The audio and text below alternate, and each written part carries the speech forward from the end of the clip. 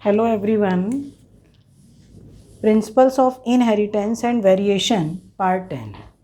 ये चैप्टर 5 है जो कि काफ़ी इसकी वेटेज बहुत अच्छी है बोर्ड के एग्ज़ाम में और नीट में भी इसमें से काफ़ी क्वेश्चंस आते हैं। आज का वीडियो है नॉन एलीलिक या intergenic gene interaction.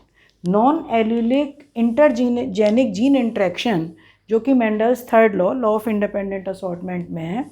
Law of independent assortment का मतलब कि टू पेयर्स ऑफ जीन्स, जो टू पेयर्स ऑफ जीन्स हैं दे आर इंडिपेंडेंटली असॉर्टेड। जैसे येलो राउंड का क्रॉस, मतलब येलो राउंड का क्रॉस जब ग्रीन रिंकल्ड से किया था, small Y small Y small R, तो मतलब जब इनसे क्रॉस किया था तो F2 जनरेशन के अंदर ये नहीं है कि सारे येलो के साथ राउंड ही आएंगे, भाई येलो के साथ रिंकल्ड भी आएंगे, ग्रीन के साथ ये नहीं है रिंकल्ड आएंगे, ग्रीन के साथ राउंड भी आएंगे।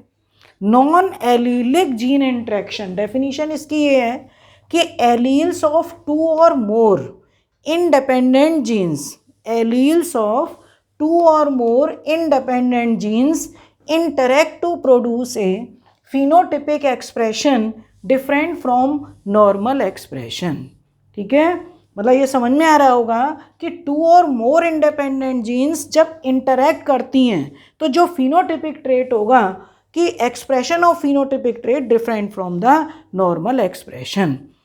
तो इस केस में इसमें बहुत सारे एग्जाम्पल हैं जो कि पहले सिलेबस में थे। जैसे इसके एग्जाम्पल हैं complementary gene, complementary, supplementary gene, epistatic gene, hypostatic gene, collaborative gene. ये कोलैबोरेटिव जीन मतलब बहुत डुप्लीकेटिव जीन, बहुत सारे एग्जाम्पल्स हैं जो अब नीट में भी नहीं आते। इनका रेशो ज़रूर पूछ लेते हैं, वो मैंने अपनी पहली वीडियोस में डाला हुआ है। पर यहाँ पर जो इसमें दो एग्जाम्पल और हैं, एक तो प्लियोट्रॉपी और एक है पॉलीजेनिक जीन इंटरेक्शन, ये दोनों सिलेबस में हैं। ठीक है, तो यहाँ पर इस वीडियो में मैंने क्या डाला है, प्लियोट्रॉपी।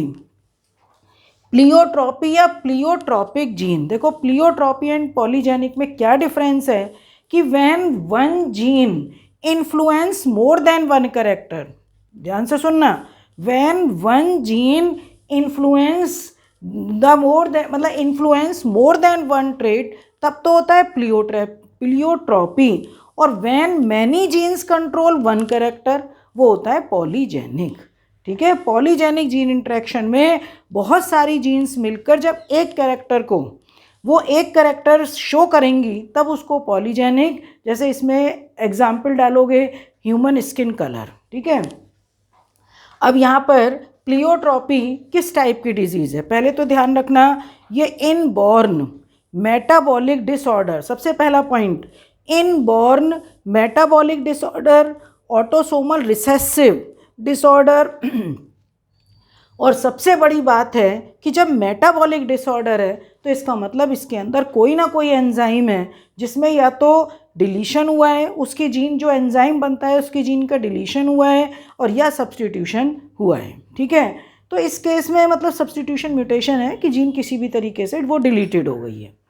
देखो ये सारी क्लास, मतलब जो मैं क्लास ले रही हूँ, मतलब इसकी वीडियो बना रही हूँ, तो मेरी इस तरीके से क्लासेस भी चलती हैं। बायो स्टडीज़ जो कोचिंग है मेरा, तो उसमें क्लासेस भी चलती हैं। और मैंने पहले भी बता रखा है कि चैप्टर वाइज भी अगर किसी बच्चे को किसी एक चैप्टर में डाउट है तो वो भी चीज़ें मेरे कोचिंग में होती हैं। ठीक है, अगर वो डाउट क्लास है पर आर के हिसाब से वो भी चलती हैं, और ये ऑनलाइन ऑफलाइन हर तरह की क्लासेस मैं लेती हूँ। It is an inborn autosomal recessive metabolic disorder. अगर ये होमोजाइगस कंडीशन में हो जाता है, homozygous recessive individual lakhs the enzyme phenyl alanine hydroxylase. अगर होमोजाइगस कंडीशन में दोनों जीन्स आ जाती हैं तो एक एंजाइम जो इनकी बॉडी में है फिनाइल एलेनिन हाइड्रोक्सीलेज, वो नहीं बनता। और उसका काम क्या होता है, फिनाइल एलेनिन हाइड्रोक्सीलेज का काम क्या होता है, ये फिनाइल एलेनिन एक अमीनो एसिड है, उसको ये कन्वर्ट करता है टायरोसिन में। ध्यान से सुनोगे, फिनाइल एलेनिन हाइड्रोक्सीलेज एंजाइम इनकी बॉडी में नहीं बनता, और नहीं बनने से इस एंजाइम का काम होता है कि फिनाइल एलेनिन को ये कन्वर्ट करता है टायरोसिन अमीनो एसिड में। टायरोसिन अमीनो एसिड का काम होता है कि स्किन पिगमेंटेशन, हेयर का पिगमेंटेशन मतलब स्किन का कलर, हेयर का कलर, वो सारा काम टायरोसिन अमीनो एसिड करता है। अब मान लिया ये हाइड्रोक्सिलेज मतलब जो फिनाइल एलेनिन हाइड्रोलेज एंजाइम अगर ये नहीं है, फिनाइल एलेनिन हाइड्रोलेज एंजाइम अगर ये नहीं है तो क्या होगा कि फिनाइल एलेनिन का एक्यूमुलेशन होगा, और फिनाइल एलेनिन या इसके जो प्रोडक्ट हैं, चाहे वो फिनाइल पायरुविक एसिड है, अदर प्रोडक्ट्स हैं, वो लार्ज अमाउंट में ये ब्लड के अंदर कलेक्ट होने लगेंगे। और अगर बिल्कुल न्यू बॉर्न बेबी होगा तो न्यू बॉर्न बेबी के जब ब्लड में ये कन्वर्ट हो जाए, मतलब ब्लड के अंदर ये कलेक्ट हो जाएगा, तो affected babies within few weeks rise in plasma phenyl alanine या phenyl pyruvic acid. Phenyl alanine का जो कोडॉन है वो ट्रिपल U, ठीक है। यहाँ पर ये मैंने किसके लिए लिखा है, या तो फिनाइल एलेनिन या फिनाइल पायरुविक एसिड, उसमें एक्यूमुलेशन होगा, और एक्यूमुलेशन होने से क्या क्या प्रॉब्लम होंगी, इम्पेयर्स ब्रेन डेवलपमेंट, उस बच्चे के ब्रेन का डेवलपमेंट नहीं होगा। फिर भी उसको अगर ट्रीट नहीं किया गया तो सीवियर मेंटल रिटार्डेशन, IQ बिल्कुल कम होगी।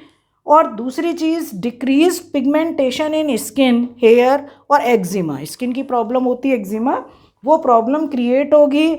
एडल्ट के केस में जब लार्ज अमाउंट, मतलब अगर ये बच्चे के अंदर प्रॉब्लम नहीं आई, ये बाद में आई, थोड़ा बड़े होने पे प्रॉब्लम आई, तो large amount of phenyl alanine या phenyl pyruvic acid excreted through urine, मतलब एक्सक्रीटेड थ्रू यूरिन, तो ये किडनी में डिपॉजिट होने लगेगा, किडनी स्टोन्स होंगी, और अगर बाई चांस ये ब्लड के थ्रू ब्रेन में हो गया तो ब्रेन डैमेज भी हो सकता है।